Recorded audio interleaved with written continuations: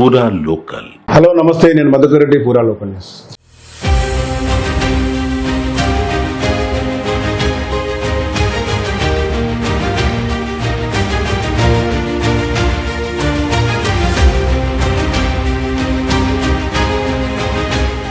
రాష్ట్రంలో ఎన్నికల వేడి రగులుతుంది.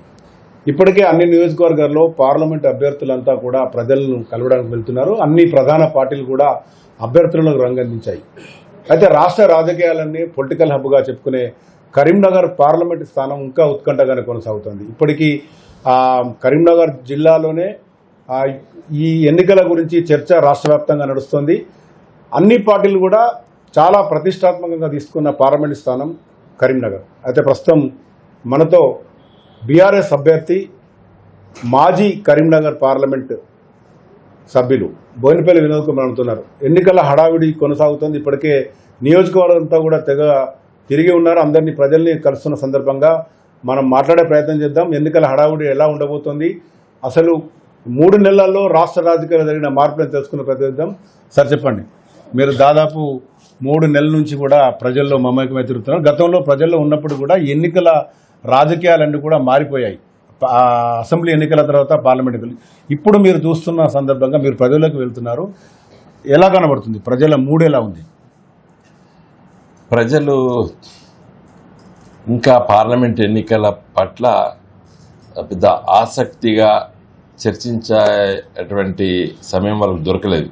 ఎందుకంటే కారణము, మరి రైతులు పెద్ద ఎత్తున ఈరోజు అలజడిలో ఉన్నారు.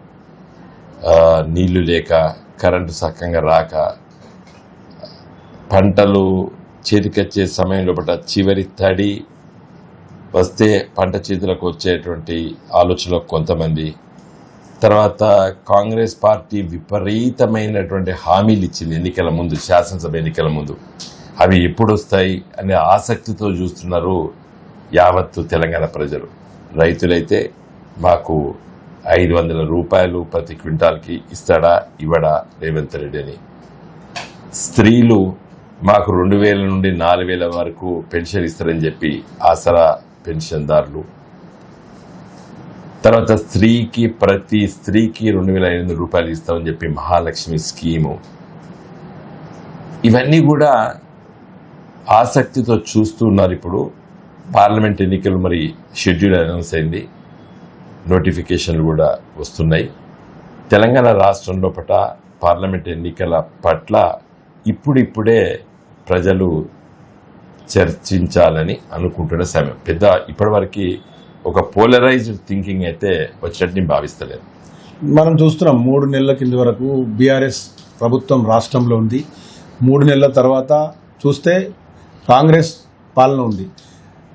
అభివృద్ధి గురించి మాట్లాడితే రాష్ట్రంలో బీఆర్ఎస్ పార్టీ చెప్పినప్పటికీ వేరే రాష్ట్రాలు ఒప్పుకున్నప్పుడు కూడా చాలా రకాల తెలంగాణ రాష్ట్రంలో మార్పు అయితే జరిగింది అభివృద్ధి.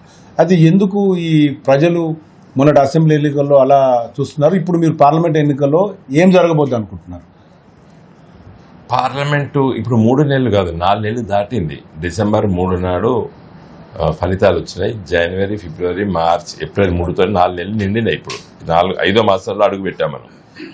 ఈ 5 మాసాల్లో రైతులు, ముఖ్యంగా గ్రామీణ ప్రాంతాల్లో ఉన్నటువంటి రైతులు, మాకు ఏదో మార్పు అంటే మంచి జరుగుతుంది అనుకున్నాము, మార్పు అంటే ఏదో మంచిగా జరగాలని ఆశిస్తారు. మార్పు అంటే తిరోగమనం కాదు, అంటే ఈ వెనుకకు పోలేరు ఎవరు కూడా. కాబట్టి కొంత నిరాశతో ఉన్నారు సామాన్య ప్రజలు. పట్టణ ప్రాంత ప్రజలైతే మరి మీ పోయినసారి ఒకటి ఆలోచిస్తే ఒకటి జరిగింది. పట్టణాల్లో ఉన్నటువంటి ఓటర్ మహాశయులు అంటే హైదరాబాద్ నగర వాసులు ఒక విధంగా స్పందించారు, మిగతా ప్రాంతాల్లో ఒక విధంగా స్పందించారు. అభివృద్ధి అంటే మరి బీఆర్ఎస్ పార్టీ కేసీఆర్ నాయకత్వాన్ని జరుగుతుందనేటువంటి ఆలోచనలతో మేము ఓటు వేశామని కొంతమంది, అయ్యో గిట్లా జరుగుతుందని మేము అనుకోలేదు, మా ఎమ్మెల్యే ఓటమి పాలవుతాడని మేము భావించాం, కానీ కేసీఆర్ గారి ప్రభుత్వం కూలిపోతుందని మేము అనుకోలేదు అనేటువంటి ఒక ఆలోచన. ఇవన్నీ జరుగుతున్నాయి చర్చల్లో. రాష్ట్రంలో చాలా రాజకీయ మార్పులు జరుగుతున్నాయి. బీఆర్ఎస్ పార్టీ నుంచి వలసలపై ఇప్పటికీ మనం చూస్తున్నాం, వలసలు వెళ్తున్నాయి. చాలామంది కూడా పార్టీ పదవులు అనుభవించి వెళ్ళిపోతున్నారు. మరోవైపు కార్యకర్తల్లో కూడా ఒక నైరాశ్యం వచ్చిందని ఒక భావన వస్తున్న సందర్భంలో ఎన్నికలు వచ్చాయి. ఈ పార్లమెంట్ ఎన్నికలు దేని మనము తీసుకోవచ్చు అంటే కాంగ్రెస్ పార్టీ వైఫల్యాలను అని మీరు చెప్తున్నట్టుగా ముందుకు తీసుకెళ్లే ప్రయత్నం చేస్తారా, గతంలో చేసిన బీఆర్ఎస్ పార్టీ పనులను తీసుకెళ్లి ప్రజల్లోకి వెళ్ళి మీరు ఓట్లను అడిగే పరిస్థితి అనుకుంటారు, దేన్ని తీసుకోవచ్చు మనం? మధుకర్ గారు మేము రెండు చెప్తాం, ఎందుకంటే మేము చేసింది చెప్పాలి కదా. మేము రైతులకి 24 గంటల కరెంట్ ఇచ్చి చూపించినాము. రైతులకి గోదావరి కృష్ణా నది జలాలను ఎత్తిపోతల ద్వారా తీసుకొచ్చి వాళ్ళ పంట పొలాల్లో చెరువుల్లో కుంటల్లో నీళ్లు నింపి చూపించినాము. పోయిన ఎండాకాలం లోపల ఇదే సమయం లోపల చెరువులు కుంటలు మత్తళ్ళు పడ్డాయి. ఇప్పుడు అన్నీ ఎండిపోయినాయి. కరెంటు మోటార్లు కాలడం అనేది తెలంగాణలో మర్చిపోయినరు, మళ్ళీ ఇప్పుడు కరెంటు మోటార్లు కాలుతున్నాయి. ట్రాన్స్ఫార్మర్లు ఎప్పుడు ఫ్యూజులు ఎగిరిపోలేదు, ఇప్పుడు ఎగిరిపోతున్నాయి. ఇవన్నీ కూడా మేము చెప్పక తప్పదు. ఎన్నికల రాజకీయాల లోపల మేము గత 10 సంవత్సరాల సాధించిన విషయాలు మేము స్పష్టంగా చెప్తాము. కాంగ్రెస్ పార్టీ చేసినటువంటి వైఫల్యాలు కూడా మీకు చెప్తాం. అంటే నీటి కొరతకు కారణము ప్రకృతి అనుకోవచ్చా, లేకుంటే ఎందుకు నీటి కొరత వచ్చిందని ఎట్లా అనుకుంటున్నారు? కొంతవరకు ప్రకృతి అయినప్పటికీ కూడా మానవ తప్పిదాలు ఉన్నాయి. ముఖ్యంగా మనం ఉత్తర తెలంగాణ జిల్లాలో చూసుకున్నట్టయితే అసలు కాళేశ్వరం ప్రాజెక్టు ఒక మేడిగడ్డ ప్రాజెక్టు కాదు. మేడిగడ్డ దాంట్లో ఒక అంతర్భాగం. మేడిగడ్డ ప్రాజెక్టు మొత్తం ఖర్చు కూడా 3,500 కోట్లు. 70,000 కోట్లు ఇలా ఖర్చు పెడితే దాంట్లో 3,500 కోట్లు మేడిగడ్డ. ఆ 35 అంటే 3,500 కోట్లో 86 పిల్లర్లు, దాంట్లో 2 పిల్లర్లు కుంగిపోయినాయి.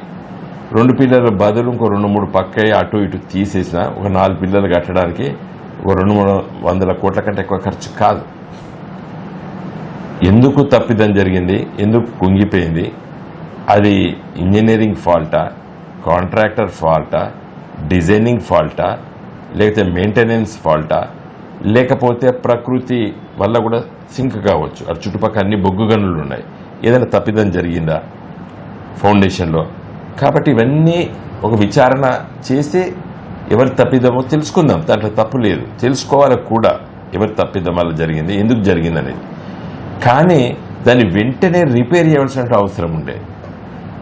డిసెంబర్ మొదటి వారంలో కాంగ్రెస్ అధికారంకి వచ్చిన తర్వాత రేవంత్ రెడ్డి గారు కానీ ఉత్తమ్ కుమార్ రెడ్డి గారు కానీ వెంటనే మరమ్మతులు చేసి ఉన్నట్టయితే ఇవాళ మిడుమానేరు ఎల్ఎండిలో నిండు కుండలాగా నీళ్లు నింపే అవకాశం ఉండే. ఎందుకంటే గోదావరి నది దాదాపు 3 మాసాలు రోజు 5,000 క్యూసెక్కుల నీళ్లు సముద్రంలో కలిసినాయి. 5,000 క్యూసెక్కులు అంటే ½ టీఎంసీ, అంటే 100 రోజుల లోపల 50 టీఎంసీల నీళ్లు కిందికి వదిలిపోయినాయి. ఈ రోజు కూడా దాదాపు 2,000 క్యూసెక్కుల నీళ్లు ప్రవహిస్తున్నాయి గోదావరిలో. ఎందుకు ప్రవహిస్తాయి? ఎండాకాలం లోపల ఎందుకు అక్కడ నీళ్లు ఉంటాయి? ఎందుకుంటాయంటే దండకారణ్యం లోపల మట్టి గుట్టలు ఎక్కువ ఉంటాయి, గ్రానైట్ గుట్టలు ఉండవు. లక్షలాది ఎకరాల లోపల దండకారణ్యం. అది మధ్యప్రదేశ్, ఛత్తీస్గఢ్, ఒరిస్సా ఈ ప్రాంతాల్లో ఉన్నటువంటి అడవి ప్రాంతంలో ఉన్నటువంటి ఆ మట్టి గుట్టలు వర్షాకాలం వర్షం పడిపోతుంది దాంట్లో.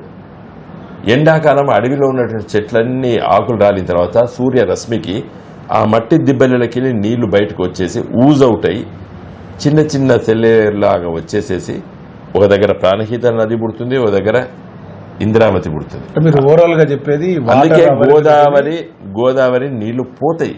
వాటర్ అవైలబిలిటీని వీళ్ళు అందిలేకపోయారు. కరెక్ట్ గా చెప్పారు మీరు.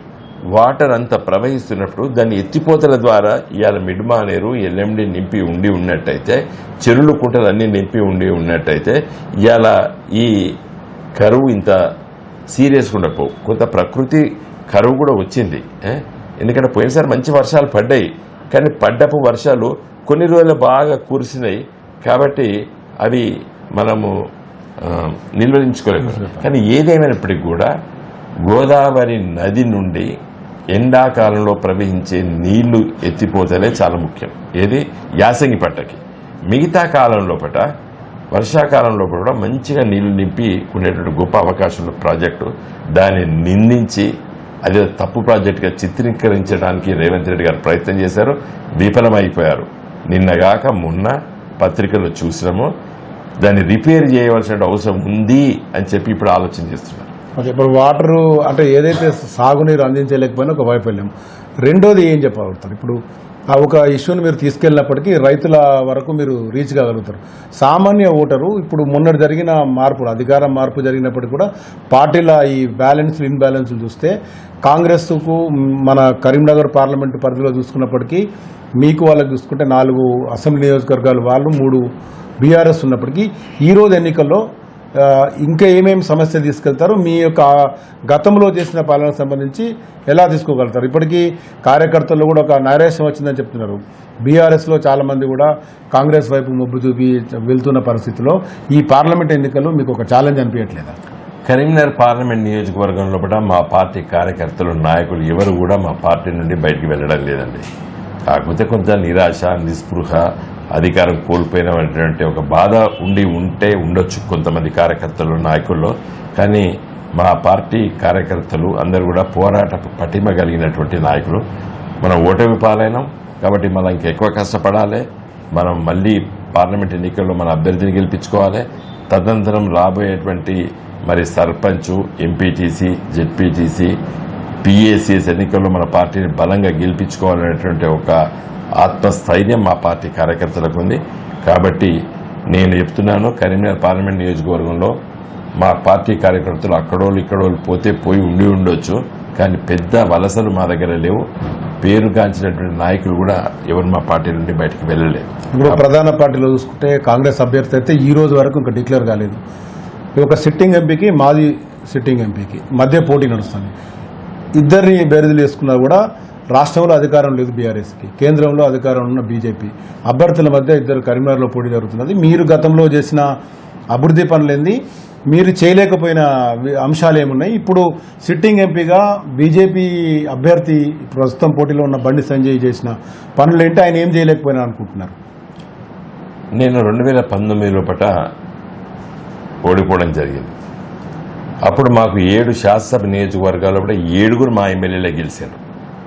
మంచి మెజార్టీతో గెలుస్తామని చెప్పి మేము మా ఎన్నికల ప్రచారాన్ని మొదలుపెట్టాం. చివరి వరకు వచ్చేసరికి నేను ఓడిపోయినాను. కారణం ఏంటంటే మరి అంత మెజార్టీ ఉన్నటువంటి ఓటర్ మహాశయులు నిర్ణయం వేరే విధంగా తీసుకున్నారు. కారణం ఏందని నేను విశ్లేషిస్తే మరి మోడీ గారి ప్రభుత్వం మళ్ళీ రావాలనేటువంటి ఆలోచన రావడానికి గల కారణం ఏంటంటే అప్పుడే జమ్మూ కాశ్మీర్లో పుల్వామా అటాక్ అయింది. అది అయినటువంటి 23 రోజులు 24 రోజులకే నా ఎన్నిక, ఆ రోజు కరీంనగర్ పార్లమెంట్ నియోజకవర్గ ఎన్నిక. దాన్ని ఆ ఇన్ఫ్లుయెన్స్ ఓటర్ మహాశయాల పైన పెద్ద ఎత్తున పడింది. ఆ రోజు మరి ఈ టెర్రరిస్ట్ అటాక్ను, ఇలాంటి అటాక్స్ను మరి ఏ విధంగా ఎదుర్కోవాలంటే మరి కేంద్ర ప్రభుత్వానికి సపోర్ట్ చేయాలనే ఒక ఆలోచన రావడం, తర్వాత బండి సంజయ్ గారు అప్పుడే ఎమ్మెల్యేగా ఓడిపోవడం, తర్వాత అనేది కొంచెం అనారోగ్యంగా గురి అయింది అని చెప్పి ఒక వార్త పెద్ద ఎత్తున ప్రచారం కావడం, ఇవన్నీ కారణాలు. ముఖ్యంగా మా పార్టీ కార్యకర్తలు మనకు 7 ఎమ్మెల్యేలు గెలిచిన ఇంత మెజార్టీ వచ్చిందని మేము ఓవర్ కాన్ఫిడెన్స్ ఉండడము, ఇవన్నీ కూడా కారణాలు నా ఓటమి. అంటే మీ హయాంలో ఏం చేశారు పార్లమెంటరీ? నేను ఎంపీగా ఉన్న సందర్భంలో అప్పుడే కొత్తగా వచ్చినటువంటి తెలంగాణ రాష్ట్ర ప్రభుత్వం, కేసీఆర్ గారు ముఖ్యమంత్రి ప్రభుత్వం ఏర్పడడం, కృష్ణా నదిపైన, గోదావరి నదిపైన ప్రాజెక్టులు కట్టడానికి అనుమతుల కోసం ఢిల్లీలో నేను ఎంపీగా నా వంతు కర్తవ్యాన్ని నిర్వహించడం, తెలంగాణలో పుష్కలంగా బొగ్గుండి, నీళ్లుండి, కరెంటు ఉత్పత్తి కేంద్రాలు తక్కువగా ఉండడం వల్ల తెలంగాణ రైతులు బాధపడుతున్నారని చెప్పి తెలంగాణ రాష్ట్ర ప్రభుత్వము భద్రాద్రి ప్రాజెక్టు, యాదాద్రి ప్రాజెక్టు అనేటువంటి కరెంటు ఉత్పత్తి కేంద్రాలను నెలకొల్పడానికి కేంద్ర ప్రభుత్వం దగ్గర అనుమతులు తీసుకురావడం, బ్యాంకు రుణ సౌకర్యాలు తీసుకురావడం, రాష్ట్రంలో ఉన్నటువంటి మరి ఆంధ్రప్రదేశ్ రాష్ట్ర విభజన చట్టంలో ఉన్నటువంటి హామీలను నెరవేర్చడానికి ఢిల్లీలో వివిధ మంత్రిత్వ శాఖల దగ్గరికి తిరగడము, తెలంగాణ రాష్ట్రం ఒక అభివృద్ధి బాటలకు పునాది కేసీఆర్ గారు వేస్తున్నప్పుడు ప్రతి సమస్య పైన ఢిల్లీలో నా వంతు కర్తవ్యాన్ని నిర్వహించడం జరిగింది. తర్వాత కరీంనగర్ పార్లమెంట్ నియోజకవర్గానికి వచ్చేసరికి నేను పార్లమెంట్ సభ్యుడిగా అయ్యేంత వరకు కరీంనగర్కి ఒక్క జాతీయ రహదారి లేదు. జాతీయ రహదారుల ఎస్సీఏ ఆఫీస్ని కరీంనగర్లో నెలకొల్పినాను.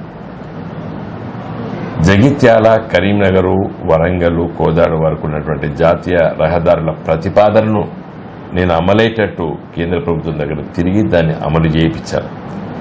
కొత్తగా జాతీయ రహదారులు కావాలని చెప్పి ఎల్కతుర్తి, హుస్నాబాదు, సిద్దిపేట, మెదక్, పిట్లం వరకు ఒక జాతీయ రహదారులు ప్రతిపాదన చేశాను.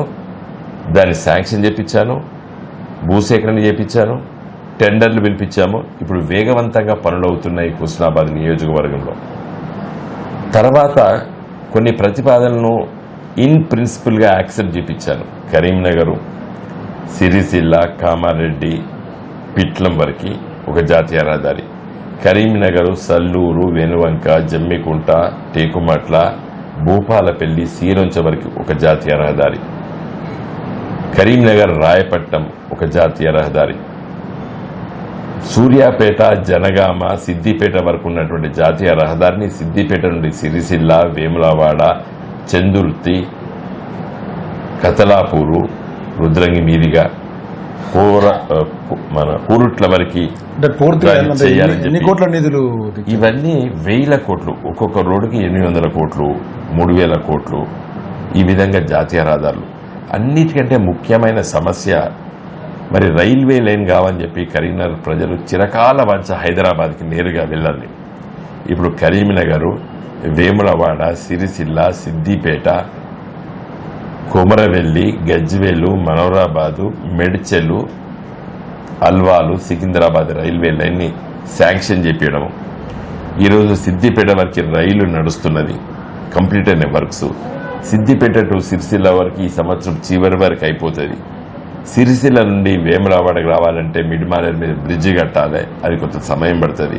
వేములవాడ, బోయినపల్లి, మన కొత్తపల్లి మీదుగా కరీంనగర్కి అవుతుంది. 20-25 డిసెంబర్ వరకు హైదరాబాద్ నుండి నేరుగా కరీంనగర్కి సిద్దిపేట, సిరిసిల్ల, వేములవాడ నుండి రైలు వస్తుంది.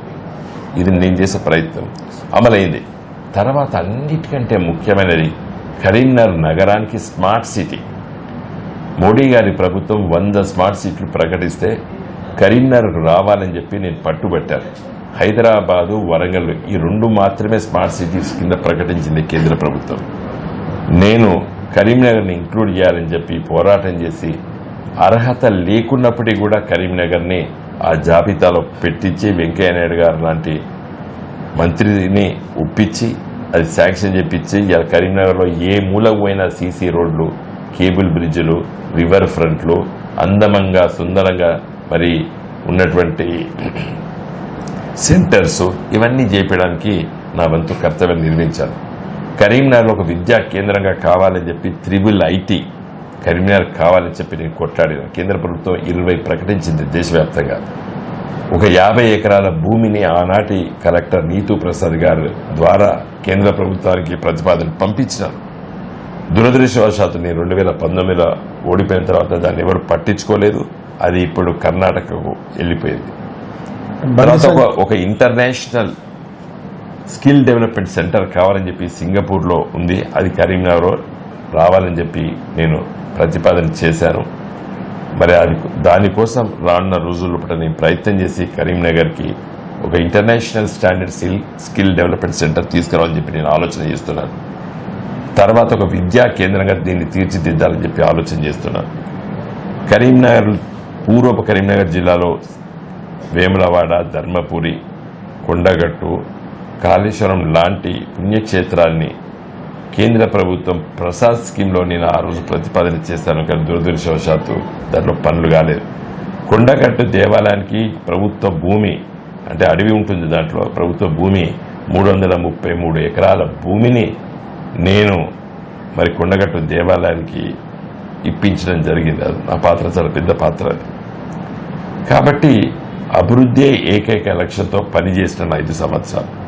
ఓడిపోయినా కూడా నేను కరీంనగర్లో ఉన్నాను, కరీంనగర్ ప్రజల మధ్యనే ఉన్నాను. చాలా సమస్యలు రాష్ట్ర ప్రభుత్వం దృష్టికి తీసుకొచ్చాను గత 5 సంవత్సరాలు. కొన్ని పరిష్కరించాం, కొన్ని పరిష్కరించలేదు. ప్రభుత్వ మెడికల్ కాలేజీలు ప్రతి జిల్లాలో ఒకటి కావాలన్నప్పుడు కరీంనగర్లో, సిరిసిల్లలో, పెద్దపల్లిలో అంటే రామగుండంలో, జగిత్యాల్లో పెట్టడం జరిగింది. కాబట్టి నేను ఎల్లప్పుడూ కూడా ప్రజల సమస్యల పరిష్కారం కోసమే తపన పడతాను, వాటి కోసం పోరాటం చేస్తాను, సాధిస్తాను. ఇప్పుడున్న సిట్టింగ్ ఎంపీ బండి సంజయ్ కూడా దాదాపు 13 నుంచి 14 వేల కోట్ల నిధులు తెచ్చినట్టుగా చెప్తున్న పరిస్థితి. అవన్నీ మీ దృష్టికి వచ్చాయి? అంటే మీరు వైపు మీరు చేసిన అభివృద్ధితో పాటు అసలు ఏం జరగలే 5 సంవత్సరాలు, కరీంనగర్కు ఏం చేయలే అని వైపు మీరు విమర్శిస్తున్న ప్రచారంలో సందర్భం కనబడుతుంది. ఏం అంటే ఆయన చెప్తుంది అది మన నిజం అనుకోవచ్చా? నిజమే. అది ఏంది నిజము? జాతీయ ఉపాధి హామీ పథకానికి కేంద్ర ప్రభుత్వం డబ్బులు ఇచ్చింది, అది ఆయన ఖాతాలో వేసుకున్నాడు. అంగన్వాడీలకు, గర్భవతులకు గుడ్డు పాలు ఇస్తారు, అది నేను చేస్తానని చెప్తున్నాడు. గ్రామాల్లోపట చెట్లు పెడితే నీళ్లు పోయడానికి ట్యాంకర్లు ఇస్తారు, జాతీయ ఉపాధి హామీ పథకం, అవి నేను తెచ్చినా అని చెప్తాడు. అవి అన్నీ కూడా చట్ట ప్రకారంగా ప్రతి గ్రామాన్ని రావడానికి పార్లమెంటు చట్టము 2005-6లో చేసింది జాతీయ ఉపాధి హామీ పథకం. బండి సంజయ్ గారు ప్రతి గ్రామంలో పెద్ద ఫ్లెక్సీలు కట్టుకున్నాడు. మీ గ్రామంలో 60 కోట్ల జాతీయ ఉపాధి హామీ పథకం చేస్తాం, మీ గ్రామంలో 20 కోట్లు పెట్టి సీసీ రోడ్లు పోస్తాం, మీ గ్రామంలో చెట్లకు నీళ్లు పోస్తాం ట్రాక్టర్లు పెట్టి, మీ గ్రామం లోపల డంపింగ్ యార్డులు పెట్టినాం. ఇవన్నీ కూడా గ్రామాలకి ఒక పార్లమెంట్ చట్టం ద్వారా వచ్చేటువంటి పైసలు. గవి ఎంపీ చెప్పుకోదు, అవి హక్కుగా వస్తాయి. అవి వారు చెప్పదలుచుకున్నవి ఏంటంటే, కొత్తగా నేను ఇది ప్రతిపాదన చేసి ఒక ఎంపీగా కరీంనగర్ నగరానికి తీసుకొచ్చినాను, కరీంనగర్ పార్లమెంట్ నియోజకవర్గం లోపల హుజురాబాద్కి తీసుకొచ్చినాను, హుస్నాబాద్కి తీసుకొచ్చినాను, చొప్పదండికి తీసుకొచ్చినాను, వేమరావాడ ఇది తీసుకొచ్చాను, సిరిసిల్లకి ఇది తీసుకొచ్చాను చెప్పాను. ఒక్కడు చెప్పండి. ఇప్పుడున్న పరిస్థితుల్లో రాష్ట్రంలో బీఆర్ఎస్ అధికారం లేదు. చెప్పుకోవాలంటే మీరు ఒకవేళ పార్లమెంటరీగా రేపు ఒకవేళ ప్రజలు ఆశీర్వదిస్తే ఎలాంటి అక్కడ ఉండేది బీజేపీ ప్రభుత్వం, ఇక్కడ అనుసంధానం ఎట్లా చేయగలుగుతారు? మీరు అనుకున్న గతంలో ప్రపోజల్స్ అన్ని ఎట్లా ఇంప్లిమెంట్ చేయగలుగుతారు? చేయొచ్చు. ఇప్పుడు బండి సంజయ్ గారు బీజేపీ ఎంపీ, రాష్ట్ర అధ్యక్షుడిగా పనిచేశాడు, ఇప్పుడు జాతీయ ప్రధాన కార్యదర్శిగా ఉన్నారు. కేంద్రంలో వాళ్ళదే ప్రభుత్వం, ఒక్క పని కూడా చేయలేదు. నేను టీఆర్ఎస్ ఎంపీగా మోడీ గారి దగ్గరికి నేనన్నీ వెళ్ళినా సార్, వారు కూడా వెళ్ళకపోవచ్చు. సరే, వారు పార్టీ కార్యక్రమాల్లో పోవచ్చు మోడీ గారి దగ్గరికి. నేను అభివృద్ధి కోసం పోయినా. కరీంనగర్ హైదరాబాద్ రైల్వే లైన్ మోడీ గారితో శంకుస్థాపన చేపించిన. గెలిచేంత వరకు రాజకీయాలు, గెలిచిన తర్వాత అభివృద్ధి కోసం పాటుపడాలి. ఏ పార్టీ అధికారంలో కేంద్రంలో ఉన్నా కూడా నేను కష్టపడి కొన్ని ప్రతిపాదనలు చేపించి తిరిగి శాంక్షన్ చేపిస్తాను. ఇక్కడ కరీంనగర్లో అథ్లెట్స్ అంటే వాళ్ళు వచ్చి నా దగ్గరకు వచ్చి ఒక సింథటిక్ ట్రాక్ ఉంటే మేము బాగా రన్ చేయగలుగుతామని చెప్పినాడు. వాళ్ళు ఇచ్చినటువంటి ఆలోచన నేను కేంద్ర ప్రభుత్వం దగ్గరికి వెళ్ళి 7 కోట్ల రూపాయలు తీసుకొచ్చి ఇలా కరీంనగర్లో అథ్లెటిక్స్, ముఖ్యంగా పరుగు పందాల్లో పాల్గొనేటువంటి చిన్నారులకి ఇలా కరీంనగర్ లోపల స్పోర్ట్స్ స్టేడియం లోపల ఒక బ్రహ్మాండమైనటువంటి సింథటిక్ ట్రాక్ చెప్పించాను. అది హైదరాబాద్ తప్పితే ఎక్కడ లేదు, ఓన్లీ మేజర్ సిటీస్లో ఉన్నది. ఇలా కరీంనగర్ నగరానికి తీసుకొచ్చినాను. కాబట్టి ఇది ఒక ఎంపీగా గెలిస్తే ఆలోచన చేయాలి, ఏం తీసుకురావాలి, ఏం తపన ఉండాలి. వారే చెప్తున్నారు నేను ధర్మం కోసం కొట్లాడతా, దానికోసం కొట్లాడతా అని చెప్పి. అలాంటి వాళ్ళు రాజకీయాలకు రావద్దు, ఎన్నికల రాజకీయాలకు అసలుకే రావద్దు. వారు ఎమ్మెల్యేగా పోటీ చేస్తాడు, ఓడిపోతే మళ్ళీ ఎంపీగా వస్తాడు. ఏదైనా ఎంపీ పదవి పునరావాస కేంద్రమా ఓడిపోయిన వాళ్ళకి? ఇది నువ్వు ఎమ్మెల్యే ఇంట్రెస్ట్ ఉంటే ఎమ్మెల్యేగానే ఉండాలి, ఎంపీగా ఉంటే నువ్వు ఎంపీగానే ఉండాలి. మరి మన కరీంనగర్ ఎంపీగా ఉన్నప్పుడు మళ్ళీ ఎందుకు కరీంనగర్ ఎమ్మెల్యేగా పోటీ చేశారు మీరు? కమలాకర్ గారి చేతిలో ఓడిపోతే మళ్ళీ ఇక్కడ మళ్ళీ ఎంపీగా వచ్చారు. చిత్తశుద్ధి లేదు మీరు ఎంపీ పదవి పట్ల. ఎందుకు ఓటు వేయాలి ఇవాళ ఓటర్ మహాశయులు? ప్రస్తుతం చూస్తే బీఆర్ఎస్ పార్టీని ప్రధానంగా ఇప్పుడున్న కాంగ్రెస్ ప్రభుత్వం ఫోన్ ట్యాపింగ్ వ్యవహారాన్ని బయటకు తీసుకొచ్చిన పరిస్థితి ఓవైపు. మరోవైపు మీ పార్టీ ఎమ్మెల్సీ లిక్కర్ స్కామ్లో ఢిల్లీ తిహార్ జైలుకు వెళ్ళిన పరిస్థితి. ఇవన్నీ కూడా ప్రజల్లో ఒక డిస్కషన్ అవుతున్న పరిస్థితిలో మీరు ఎన్నికలకు వెళ్తున్నారు. ఇవి ఎలాంటి ప్రభావం చూపిస్తాయి? అంటే ప్రభావం అంటే డెఫినెట్గా వాటి ప్రభావం ఉంటుంది, ఉండకుండా ఎట్లుంటుంది. ఇప్పుడు ఫోన్ ట్యాపింగ్ అనుకోండి, అది ఎంతవరకు కరెక్టు అనేది తేలేంత వరకు ప్రజలు ఒక నిర్ణయానికి వస్తారని చెప్పి అనుకోవడం లేదు. లిక్కర్ స్కామ్ కేసులో మరి ఈరోజు కవిత మా ఎమ్మెల్సీ గారు అరెస్ట్ అయ్యారు. సో అది విచారణ జరిగి కోర్టు వచ్చేంత వరకు ఆమె నిందితురాలే. కాబట్టి ఇవన్నీ ప్రభావం ఉంటుందంటే ఉంటుంది. కానీ రుజువు చేసుకునేసరికి కోర్టులో వాళ్ళు తీర్పిచ్చేంత వరకు ప్రజలు కూడా నమ్మరు. ఎందుకంటే అల్టిమేట్లీ శిక్ష పడ్డప్పుడే, కోర్టు రుజువు అయింది అని చెప్పినప్పుడే ప్రజలు నమ్ముతారు. కాబట్టి ఆరోపణలు చేస్తారు. ఇలా బీజేపీ గవర్నమెంట్ ఇలా ఈడీ సిబిఐని దుర్వినియోగపరుస్తుందని చెప్పి ప్రతి ఒక్కరు అనుకుంటున్నారు. ఇవాళ సుజనా చౌదరి గారి మీద 800 కోట్ల రూపాయల బ్యాంక్ ఏదో ఆరోపణలు అని చెప్పి పేపర్లు చదివినాం. టీడీపీ ఎంపీ ఉన్నప్పుడు ఆయన మీద దాడులు జరిగినాయి. తెల్లారే బీజేపీలో పోయిన తర్వాత ఇవాళ టికెట్ ఇచ్చి పోటీ చేపిస్తారు ఎమ్మెల్యేగా. ఇవాళ అస్సాం చీఫ్ మినిస్టర్ శర్మ గారు మొత్తం ఈడీ దాడులు జరిగినాయి, తెల్లారే ఆయన బీజేపీలో వేయడం, చీఫ్ మినిస్టర్ చేసిన ఇప్పుడు ఆ కేసులు ఇవ్వడు, గుర్తుకే లేవు. అంటే ఈ జంక్షన్లో కవిత రేపేమన్నా బీజేపీకి పోయే అవకాశం ఉందంటారా ఇవన్నీ తప్పించుకోవాలంటే? ఆమెను అడగండి. అంటే ఈ విధానాన్ని చూస్తే నేను అనేది ఏంటంటే, ఆమె స్పష్టంగా చెప్పింది నేను పోరాటం చేస్తాను అని కోర్టు హాల్లో చెప్పింది. ఇవన్నీ తప్పులు అని చెప్పి కోర్టు హాల్లో చెప్పింది. అది ఇంత సీరియస్గా డిస్కషన్ ప్రజల్లోకి వెళ్తున్న క్రమంలోనే ఎన్నికలు వచ్చాయి. మీరు ఎలా ప్రజల్ని కన్విన్స్ చేయగలుగుతారు? ఈ ఓవైపు మీరు అన్నట్టుగా నీటి కొరత, మరోవైపు ఆరోపణలు, బీఆర్ఎస్ పార్టీ మీద ఆరోపణలు, దీనికి తోడు వలసలు కూడా ఇంపాక్ట్ కనబడతాయి. పెద్ద పెద్ద లీడర్లు అంతా మీ దాని నుంచి వెళ్ళిపోతారు. ఇవన్నీ ఇంపాక్ట్ ఉండే అనుకుంటున్నారు గారు, కె కేశవరావు గారు ఇలాంటి నాయకులు పోయినప్పుడు బాధేసింది మాకు. అయ్యో, పార్టీలు ఉన్నప్పుడు అన్ని అనుభవించి, అన్ని పదవులు అనుభవించి, కేవలం వాళ్ళ పార్టీ టికెట్ ఇస్తే, బిడ్డకు టికెట్ ఇస్తే కడియం శ్రేయర్ గారు పోతారని నేను అనుకోలేదు. అసలు ఆ వ్యక్తి ఆ విధంగా ప్రవర్తిస్తారని నేను అనుకోలేదు. ఎందుకంటే ఆయన గత రాజకీయ చరిత్రలో కూడా ఎప్పుడు కూడా కొంత నిలకడ మనిషి. మరి సరే, ఆయన ఏ ప్రెషర్స్లో మరి ఆ విధంగా నిర్ణయం తీసుకోవడం నాకు తెలియదు. బట్ ఈరోజు రాజకీయాలు ఏమైపోయినాయి, పొద్దున్న ఓ పార్టీలు ఉంటారు, మధ్యాహ్నం ఓ పార్టీలు ఉంటారు, సాయంకాలం ఓ పార్టీలు ఉంటారు. కాబట్టి ప్రజలు కూడా ఇవన్నీ పసిగడుతున్నారు. నా దృష్టిలో ఈసారి తెలంగాణలో మా లోక్సభ ఎన్నికల్లో ప్రజలు ఒక స్పష్టమైన నిర్ణయం ఇస్తారు. కేసీఆర్ ఉంటేనే కాంగ్రెస్ హామీలు అమలవుతాయి. బీఆర్ఎస్ ఎంపీలు ఉంటేనే ఢిల్లీలో పార్లమెంట్లో గొంతుక ఉంటుంది, తెలంగాణ రాష్ట్రంకి అభివృద్ధి వైపు తీసుకెళ్లగలుగుతారు. ఎందుకంటే మేము తెలంగాణ తెస్తామని చెప్పినాం, తెలంగాణ తెచ్చి చూపించినాం. 24 గంటల కరెంట్ ఇస్తామని చెప్పినాం, కరెంట్ ఇచ్చి చూపించినాం. నీళ్ళు ఇస్తామని చెప్పినాం, నీళ్ళు ఇచ్చి చూపించినాం. ₹1,00,000 మరి కళ్యాణ లక్ష్మి ఇస్తామని చెప్పినాం, ఇచ్చి చూపించినాం. ₹1,000 మరి ఆసరా పెన్షన్ ఇస్తామని చెప్పినాం, ఇచ్చి చూపించినాం. దాన్ని 2,000 ఇస్తామని చెప్పినాం, 2,000 ఇచ్చి చూపించినాం. ఇవాళ మీకు చెప్పిన అన్ని చేసి చూపినాం. చెప్పని కూడా చాలా చేస్తాం. రైతు బంధు మేము ఇస్తామని చెప్పలేదు, ఎన్నికలు ఇచ్చినాం. రైతు బీమా మేము ఎన్నికలప్పుడు ఇస్తామని చెప్పలేదు, ఇచ్చి చూపించినాం. ఇట్లా చాలా సంక్షేమ పథకాలు. మీరు ఇన్ని చేసినా కూడా ఎందుకు, ఏం జరిగిందంటారు మరి మొన్నటి ఎన్నికల్లో? అంటే దేన్ని పరిగణలోకి తీసుకు కాంగ్రెస్ పార్టీ చెప్పినటువంటి అబద్దాలను ప్రజలు నమ్మిండ్రు. అబద్దాల పునాదిపైనే కాంగ్రెస్ పార్టీ అధికారంలోకి వచ్చింది. మన ముఖ్యమంత్రి రేవంత్ రెడ్డి గారు ఏమన్నారు? ప్రజలు మోసపోవాలని ఇష్టం ఉన్నది, నేను మోసం చేస్తున్నా అని చాలా స్పష్టంగా చెప్పాడు. నేను అంటలేను, వారే ఎలక్ట్రానిక్ మీడియా ముందు చెప్పారు. ప్రజలు మోసపోవడానికి సిద్ధంగా ఉన్నారు, మోసం చేస్తేనే వాళ్ళకి సంతోషం, కాబట్టి నేను మోసం చేస్తున్నా అని చెప్పిండు. మళ్ళీ నిన్న కూడా మాట్లాడాడు, నేను ఆగస్టు 15 తర్వాత నేను ఇస్తాను అన్నాడు. ఆగస్టు 16 నాడు కానీ లేదా ఆగస్టు 15 నాడు జెండా ఆవిష్కరించినప్పుడు 26 జనవరి తర్వాత ఇస్తా అని కూడా చెప్పొచ్చు. అంటే మీరైతే ప్రచారంలో ఉన్నారు, దాదాపు 2 నెలల నుంచి 3 నెలల నుంచి అభ్యర్థిగా మీరు ఎప్పుడైతే ప్రకటించాలనుకుంటున్నారో మీకు ప్రధానంగా ఈ 3 నెలల్లో వాళ్ళ సమస్యలు ఏం కనబడ్డాయి, మీరు ఆ సమస్యలకు ఏం హామీ ఇవ్వబోతున్నారు?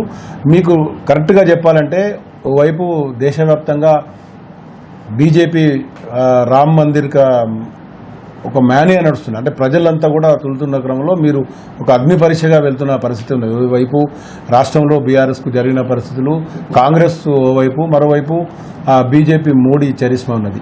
మీరు ఎన్నికల్లో ఎలా వెళ్ళబోతున్నారు, ఏం హామీ ఇవ్వబోతున్నారు? డిసెంబర్లో శాసనసభ ఎన్నికలు వచ్చిన తర్వాత మా పార్టీ ఓటమి పాలైన తర్వాత పార్లమెంట్ ఎన్నికలు వస్తాయి కాబట్టి నేను పోటీ చేయాలని చెప్పి తిరుగుతున్న సందర్భంలో మా పార్టీ కార్యకర్తలే నిరాశ నిస్పృహలో ఉండే. చాలామంది చెప్పిండ్రు మనం కష్టం గెలవడం అని చెప్పి, కానీ నేను నిరాశ నిస్పృహ పడలేదు. ధైర్యంగా ముందుకెళ్ళినాను. గెలుపు ఓటములపై నిర్ణయం తీసుకొని పోటీ చేయొద్దు. గెలిచినా పోటీ చేయాలి, ఓడిపోయినా పోటీ చేయాలి, పార్టీ నిర్మాణం కోసం పనిచేయాలని చెప్పి ఒకే సంకల్పంతో మా కార్యకర్తలకి మనోధైర్యాన్ని ఇచ్చి నేను ముందుకెళ్ళినాను. ఈ 4 మాసాల లోపల నాకు ఎంత తృప్తి ఉన్నదంటే, నేను వందలాది గ్రామాలు తిరిగినాను, మా పార్టీ కార్యకర్తలను కలుసుకున్నాను. నాకు ఒకటే ఇలా ధైర్యం ఏముందంటే, ఈ ఎన్నికల్లో మేము విజయం సాధిస్తున్నాం.